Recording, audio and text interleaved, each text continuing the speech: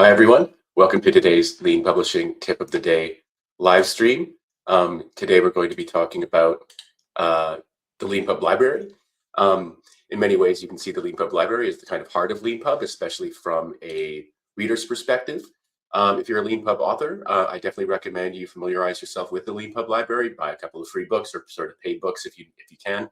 Um, and if you haven't already, and get to know what happens basically after someone buys your book. They'll get an email with some purchase details and some download links. Um, and they'll also go to a kind of what we call the post-purchase page where they'll get some download links as well. But the part of Leanpub when they come back to it is their Leanpub library where they can see all the books and courses that they've purchased. Because Leanpub books can be published we encourage authors to publish them in progress. They can be updated anytime. People, to get an update, people typically what they do is they go back to their library and they download the book or they load it in the browser if that option's available. And I'll talk about that a little bit in just a minute. But just to do the normal programming notes, what we're going to try and do going forward is have the first 2 minutes just be me kind of, doing this kind of housekeeping. And then at 2 minutes exactly is when we'll try and start the kind of proper, kind of content of the daily live stream. So people can skip ahead to 2 minutes if they're familiar with it. And then we're going to try and stop before 15 minutes are up. So we'll try and keep it to a consistent kind of programming schedule and structure. There's always an accompanying blog post, as I always like to say, on leanpub.com/blog. If you don't see the blog post there, just click the magnifying glass and search for the keywords, and you'll find the blog post, 1 year, 2 years, 3 years from now. And you can, of course, also find all of these live streams recorded for posterity on our Leanpub channel on YouTube. Just look for the Lean Publishing Tip of the Day playlist, and you'll find everything that you're looking for there. So I'm just counting on 3, 2, 1. Okay. So for today's Lean Publishing Tip of the Day, we're talking about the Leanpub library. I'll expand on this blog post later on, but for now, there's just a kind of little kind of like image of the Leanpub library there, my Leanpub library, which is what we're going to be using to talk about the Leanpub library in this live stream. So to go to your Leanpub library, actually, let me just start from the homepage. So if someone comes to Leanpub, they come to leanpub.com, they buy a book, they come back, they're like, where's all my stuff? They'd go to with what I call the escape hatch on the top right, click on the big menu, and you'll see that third down, there's account, author, and then there's library. So they just click on library, and there they go. They're in their Leanpub library. Most people won't have this many books. And by the way, this is my demo account, so it's kind of messy and stuff like that. Doesn't represent a kind of typical reader's library. This is just kind of more or less kind of random books. But yeah, so this is the Leanpub library. It's at leanpub.com/library/books is where you go by default. You might think that, it's sort of Leanpub library, that's kind of, that's got to be very simple. And it is kind of simple, but actually because we sell books, we sell courses, and we sell something called a community edition of your books. And because we sell free books, so people might get a lot of different books. So actually some people buy a lot, hundreds of paid books as well. And because we have course tracks, and et cetera, et cetera, et cetera, the Leanpub library is actually a more robust place than you might think. Actually, most libraries are a more robust place than you might think. That's why there are librarians, sort of experts in knowing how to navigate and find things. Leanpub library has its own complexities, and if you're a Leanpub author, you're going to want to be familiar with them when you're publishing your book, so you know what it's going to look like in the Leanpub library. Obviously, you can make yourself a free coupon and get a free copy of your book so you can see what it looks like in your library, which is something I would highly recommend.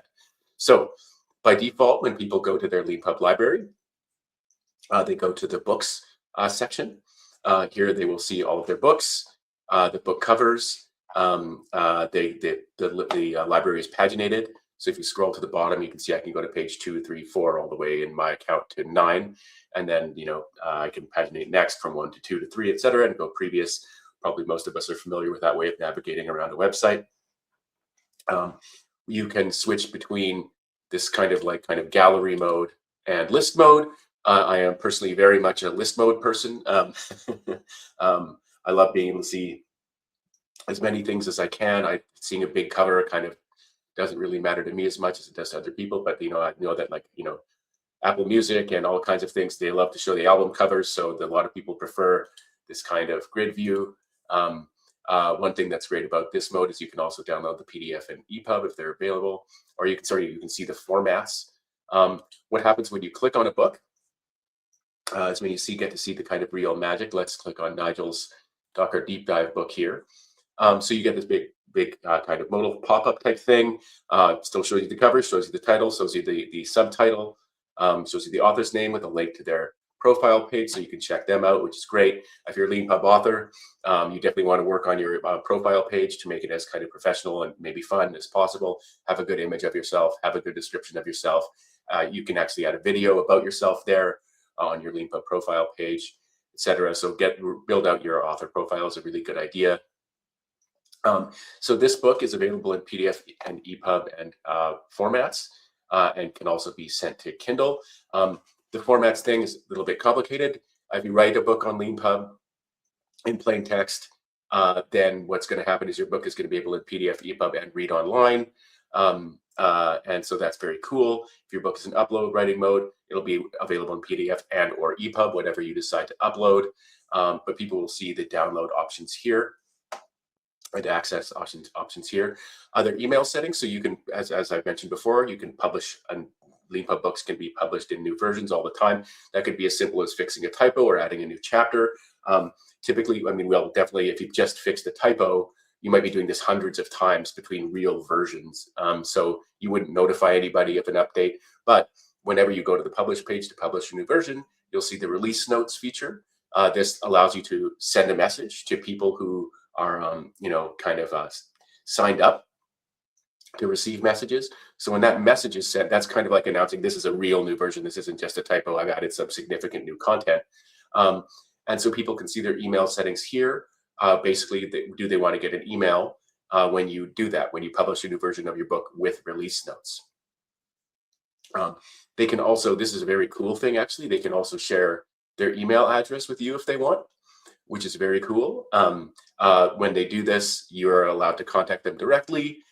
We've talked about this. There's various places in our Author Help Center and in various videos and stuff like that where we explain where you can go to find this. I believe it's in the community section of your book overview page. But yeah, they can share their email address with you. Then you can contact them directly. You can put them on a newsletter, stuff like that. A very cool thing about Leanpub is this, trying to encourage this interaction between readers and authors.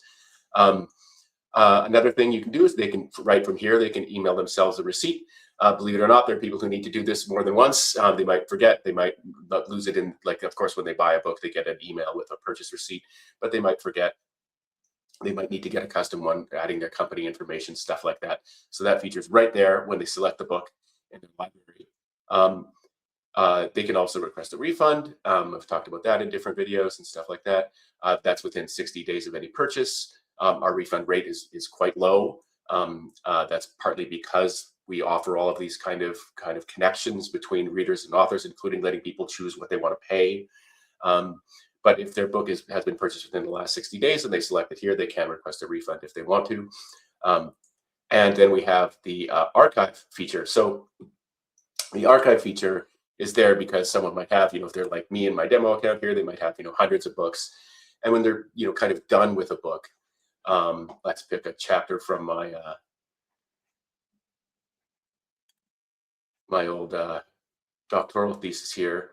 You can just click archive, and then the book will disappear from the library. So this is let me show you the second section of the library. So you can see we've got book selected here, but we've got another selector here, which is current, community, and archive. So if I go to archive, then I will see all of the books that I put in the archive. And if you want to unarchive it, you can just put it back in your main library and it'll be there. You can also choose community. This isn't the most used part of Leanpub, but actually one thing people can do is they can create community, what's called a community edition of their book. This was asked for us by a number of authors, kind of people who kind of know what, use terms like content creator, are familiar with the reason we made the community edition. So the community edition is basically, if you've written your book on Leanpub, you've got your manuscript on Leanpub, you can indicate which chapters basically you want to be available in a community edition. And that community edition, so it's typically a subset of the full book that you make available for free, as long as people share their email address with you when they buy it. So anyone, content creators out there, we do have a feature like that for you. This is a common thing with content creators on the web, is that they make something available for free, but in exchange, instead of giving them money, you give them your contact details, like your email address, and then they can add you to newsletters and stuff like that. So if you're a fan of somebody and they're offering something for free, give them your email address, and that's what the community edition is for. So if we go back to the current section of the library, as opposed again to the archive section of the library, there's books, but you can also choose courses in case you bought any courses, and then so courses are basically kind of like online, kind of like they're really well formatted, really awesome things that people can create on Leanpub. You can actually create them from your book using our Course AI service. You can do it yourself, obviously, if you want to as well. But a course basically has essentially kind of lessons, which is the sort of course version of chapters in a book. And then there are exercises, which are questions you can answer that don't get graded. And then there's quizzes that do get graded. And then at the end, if you pass the course, you get a certificate. When you click on a course, let's click on Eric Elliott's Composing Software course. You can see that it looks very similar to what a book looks like. New version available, share address with other email address. Courses can be updated as well. What happens with courses here is a little bit more complicated. If you started the course and you've started answering some of the quizzes, completing some of the quizzes, you can view your progress. You can also click to start the course. In this case, I haven't started it yet, so I still can't start it. You can click to complete the course if you're kind of finished all the quizzes. You can archive the course as well, and you can actually restart it. Leanpub courses have the concept of attempts. A course may have one attempt. That's pretty rare. Typically, a course has a number of attempts, so someone can complete all the quizzes. They can click complete the course, and if they're not happy with that, they can click to restart the course as well. So they can do all those things by clicking on a course here. That's very cool. We also have the concept of archived. So if you just don't want to see a course in your current or your completed courses sections, you can archive it and make it go away, just like I explained for books. Of course, in addition to the gallery or grid view, we also have the list view for courses here. And then there's the completed section as well, which is kind of cool. What are all the courses I've completed? Well, I did a lot of videos with Obi and Henrik, so I've got some courses, those courses here, and some other ones as well that I've completed. So that's the way courses work. And then we also have the concept of course tracks in Leanpub. So a course track is essentially a bundle of related courses where when you complete and pass all of the courses, you can get a certificate for the course track. So this is a very cool thing. You can see if you click on a course track, you'll see all the kind of instructors, you'll see all kinds of the courses in this track as links. You can click on those links to go to those things. You can click view progress, etc. So that's all very cool. I actually haven't prepared for this, so it's been a long time since I looked at this. Oh, okay. So here's what my track progress looks like. You can see I've taken one course, got 100%, good for me. I haven't taken any of the other ones, so I can't complete it. Course is passed, 0. Well, that might be a bug. But yeah, so that's the way that works. So let's go back to the book section. So to summarize, the Leanpub library has a book section, a courses section, and a course tracks section. In each of these sections, you can see what you're currently looking at, but you can also archive things, so they go out of your library. In books, we've got the concept of community edition books that you can look at separately from your sort of ordinary books. In courses, you can see courses that you're currently working on or haven't started yet, courses that you've completed, and courses that you've archived. And then, of course, you can see any course tracks that you've purchased as well. And just to go back to let's just go back one more time before I go to show you, to get to the Leanpub library. Typically, people will be starting on their home page, and then they'll click on their icon at the top right, and then they can click on library, and that's how they get there. So just to wrap up, go back. There's a blog post accompanying this video, which you can find if you jumped in late. In this video, I talk all about the Leanpub library and what it's like. If you're a Leanpub author, you're going to want to familiarize yourself with this, because this is how readers are going to be finding your books after they've bought them, or courses after they've bought them. This blog post can be found on our blog at leanpub.com/blog. Hopefully it'll have a link to the library and stuff like that. Yeah, if you don't see it there, click on the magnifying glass and search for the keywords. So thank you very much, everyone, for watching this Lean Publishing Tip of the Day. I hope you have a great rest of your own day.